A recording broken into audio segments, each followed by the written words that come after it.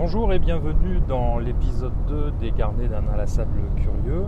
Un petit épisode assez rapide en réaction au streetcast de Mathieu, alias prof du web, le M81, où il nous demande notre opinion, où il souhaite que nous échangions sur deux sujets concernant son podcast L'Eclectic Show. Le premier sujet, c'est la participation aux épisodes et au podcast, et le deuxième sujet, c'est sa bascule, la mutation de son podcast L'Eclectic Show en vidéo. Donc je me permets ce petit enregistrement pour donner mon propre avis sur la question. D'abord, concernant la participation via Tipeee ou Patreon aux épisodes et aux podcasts,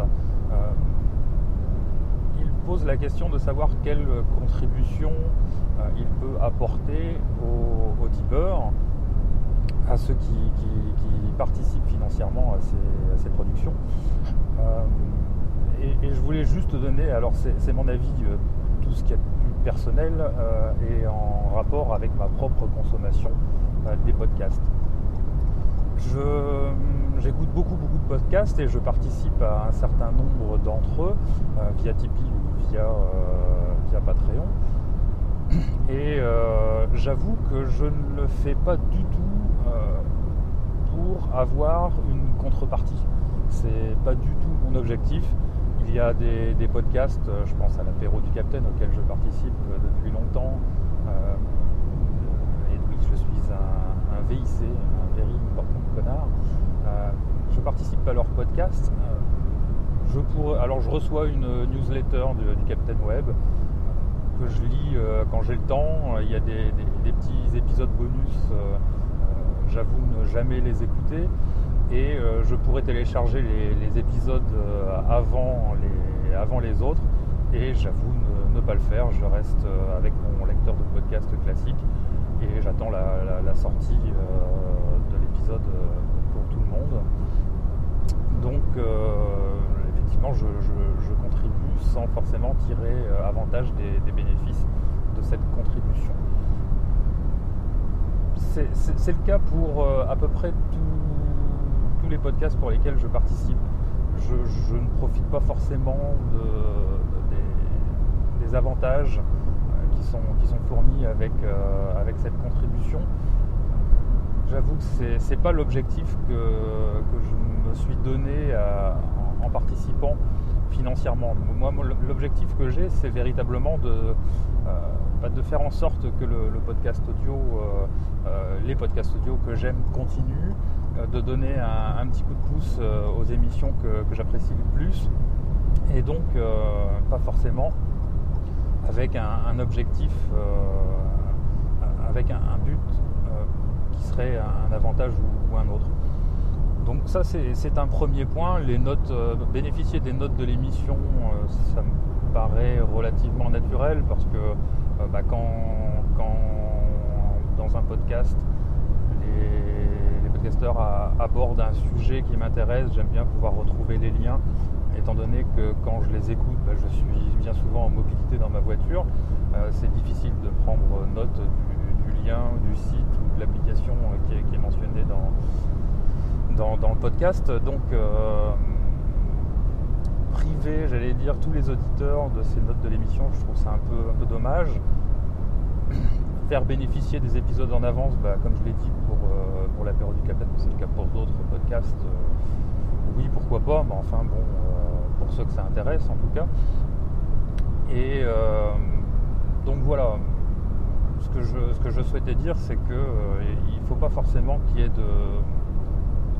d'avantages liés à l'abonnement, enfin liés à la contribution, pour que ça soit moteur, en tout cas chez moi, de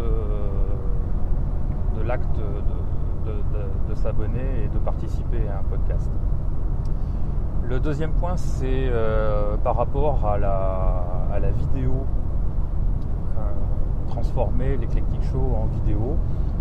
Là aussi, mes habitudes de consommation, comme je le dis, c'est beaucoup en voiture. Il n'est pas question que je passe en vidéo. Il faut quand même que je garde mon attention sur la route, un minimum. La sécurité avant tout, comme on dit. Et donc, j'avoue ne pas être du tout concerné par le sujet. Ça peut être intéressant pour ceux qui apprécient la vidéo plus que l'audio, mais en tout cas c'est pas du tout mon camp. Le podcast audio, c'est un format qui m'est cher, dans le sens où je peux le consommer, je peux l'écouter dans ma voiture. Les émissions de radio étant d'une pauvreté affligeante, au moins ça permet d'avoir des émissions qui m'intéressent, sur des sujets qui m'intéressent, et ça pendant mes longs trajets.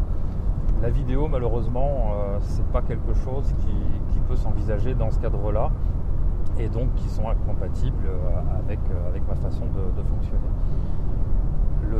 Après, le débat de savoir si le fait de passer en vidéo, oui, ça doit être super intéressant à faire. Je comprends Matt à ce sujet-là. Ça doit être passionnant. C'est une nouveauté quand on fait de l'audio de passer en vidéo. Il y a des problématiques intéressantes, techniques à lever, et puis ça permet beaucoup plus de choses. Mais en bout de ligne, comme dirait Matt, il faut pouvoir les consommer, et quand j'ai la possibilité d'avoir un écran devant moi, malheureusement je fais d'autres choses plutôt que de regarder des vidéos.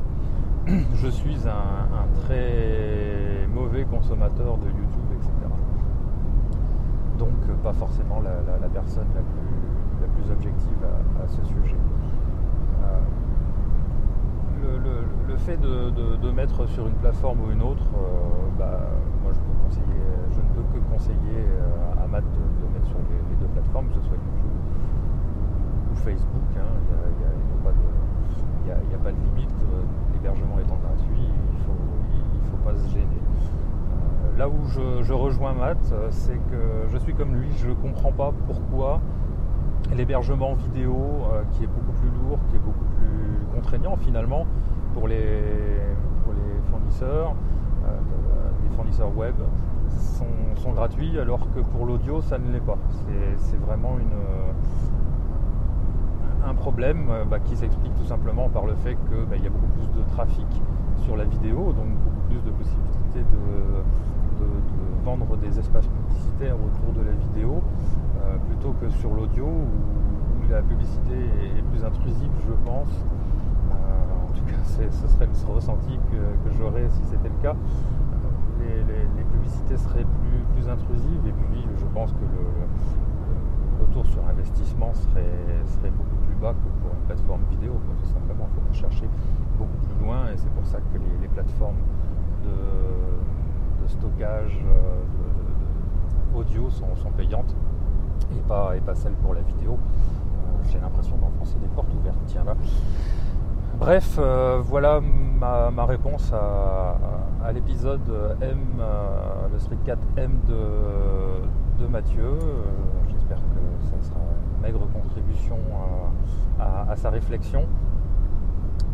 Je vous invite à laisser des commentaires si vous le souhaitez sur l'article qui héberge cet épisode, et n'hésitez pas à revenir vers moi. Je vous rappelle mon Twitter @overb62 OVERB62, et le blog overbblog.wordpress.com.